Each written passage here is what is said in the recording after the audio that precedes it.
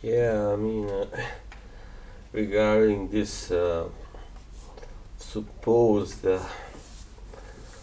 controversy or Tyson Fury's gloves, I just wanted to say a few things about that because I just think that's just a bunch of bullshit, of course. But certain people will always try to,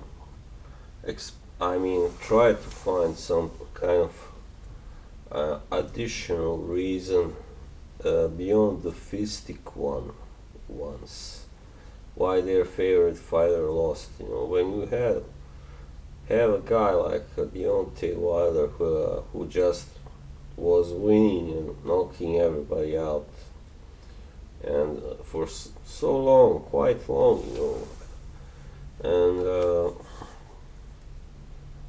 he was undefeated in 10 years, I believe, as a pro, something like that. Anyway, and suddenly there comes along this guy who just kind of completely takes him apart and humiliates him and just destroys him like he was some novice. But you know what? It was in the books. It was in the cards, whatever you want to call it. It was in the making, because this guy was always living kind of on a borrowed time, and to use that metaphor, his unbeaten record was always. It was just a question of time when he would lose, of course. Because one of the reasons why he was undefeated so long is that he was fighting weaker opponents, of course. He was fighting guys that were there to be knocked out, simply. That just came forward, didn't have much of a game plan, were slow, you know, kind of big, slow guys with no defense. So, you know, because when first time he fought a guy that had something more than just a plan A, he had to go the distance. That was against Bermain's Tavern or Steven. But that was the first time. The second time it was, of course, completely different story, because Steven was no longer the same man. He was very fat, very in bad shape. Yeah. So anyway, that's why the first fight now. I think it's clear for everyone, almost everyone, anyway, that the reason why Wilder was able to let's say, do rather well against Fury in the first fight.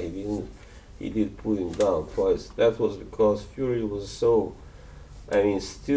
not recovered completely from all that, from both the 2 year, 2.5 year layoff, and all that psychological problems that he had, and the weight, of course, the weight. His father, John Fury, said that he was really kind of weak, and his skin was hanging and all that. And he was proven right. He said also that Tyson would win by a knockout. So he knows his son well. So yeah. So but this controversy with the supposed loaded gloves was actually in the first fight. Yeah. And but nobody has yet confirmed that even that was true. But I don't know. Maybe because to take on a guy like Deontay Wilder just after coming back from a 2 year retirement, layoff, it seemed quite rash of Fury to do that, but he did well in that fight, of course, surprisingly well. I remember I expected him to do well in the first 6 rounds maybe, and then kind of fade and get stopped in the after round 8. Yeah, so but this in the second fight, it was really a completely different story, and because but what was the difference? Okay, let's do that. why why it wasn't the loaded gloves? What was the difference? That was the difference this time. This time, Fury had more fights. For one, he had fought Wilder already, so he knew what he could expect. He had taken his best shots and all that. And the second thing he had very important. I remember quite a few had kind of criticized him for leaving Ben Davison, his trainer, to train with the son of Emmanuel Stewart. But that proved to be a very, very, very wise choice because obviously, and that I have noticed before with the other British fighters, it just seems that their trainers aren't that good at teaching them how to maximally utilize their punching power. Because you got guys that are, you know, that obviously can hit, but their KO percentage is, very low for, for their natural power. And yeah, so Fury, hadn't really scored. He had knocked out Tom Schwartz, of course, but who is Tom Schwartz, right? Nobody really expected him to win by a knockout in this fight. But why? The reason he did was because he was training with a completely different trainer from America who knew just how to teach him to punch, to utilize his punching power fully, and that's what he did.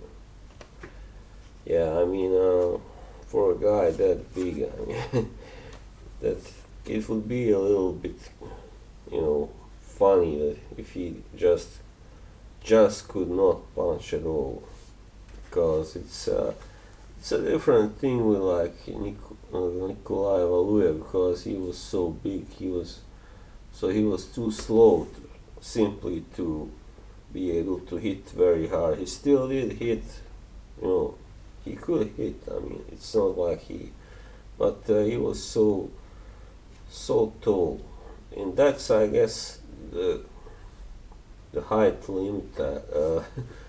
Before you get too tall to really be able to punch hard is around, I guess, 6'11" or something, and Fury is 6'9", so he is within that limit. And then so those are the reasons why he was able to really destroy Deontay Wilder this time. Yeah. So of course some fanboys were just not able to accept this, a bronze bomber getting destroyed like that by a guy like Fury, kind of who nobody really knew or thought of as a puncher, just a boxer, a really huge guy with awkward movement and all that boxing skills, but nobody really,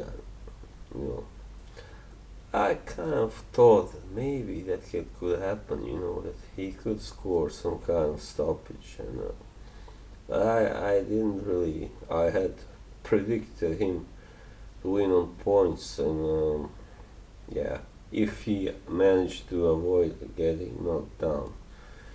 So yeah. But a completely different thing happened, and so now I think it's really good because a guy like Wilder really needed this because they get so high and mighty, high on their power, and they think, oh, nobody can really, beat me because I'm just gonna knock out everybody. It's not the way it works. So sooner or later, the Slayer gets slain, and he was really his ego was massive. I think still those excuses, really lame excuses he came up with for losing. I think they show that his ego is like that of high school jock, athletes, star athletes on that level. They're very like, yeah, I'm the one. I'm God's gift to boxing. Cause you are not really sorry to break it to you, but you are not. You're just a guy who can hit hard, but there are many guys out there who can hit. And another thing, I think, man, people, especially Americans, were kind of they went too far when they were calling him the greatest puncher, the hardest puncher in history. Like, how would you know? I mean, have you been hit by both Wilder and Ernie Shavers or Mike Tyson?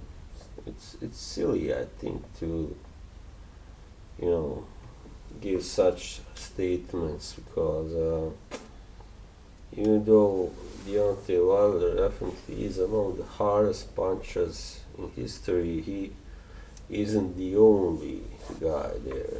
He, yeah, doesn't hit harder than the guys that I mentioned. So yeah, and of course, when you don't have skills, when you don't have a good defense, what does it help? So yeah, without saying much more, I just like to say that even if a third fight gets made, I can't see a much different result. Because what can Wilder do now? What can he do that's very different? Nothing. He's 35. I mean, like John Fury said, he's 35. He can't develop anymore, any further. He just isn't the type that can get very good technically, and he's got a massive ego. So I guess he kind of thought, oh no, I don't need to box to learn how to box. With my power, I can beat everyone without that. So yeah, yeah. So as I said, I'm happy that he got his lesson, because he was really getting on everyone's nerves almost with his showboating and bomb squad, all that fucking childish stuff. Fucking. Sometimes I wonder if he's really 15 here in here. Like, yeah, the guy is just. And this is the end. I think this we have already seen the end of Deontay Wilder as a serious force in boxing, and I'm glad because I had enough of him. So now we can focus on the others that are, Anthony Joshua, even Daniel Dubois, Joseph Parker, of course Tyson Fury. Those guys that do, I mean, at least try to box and not just go out and try to knock out everybody and just relying on one big punch. It's just in the long run it will not do the trick. So yeah, I think I made my point. So yeah, thanks for listening.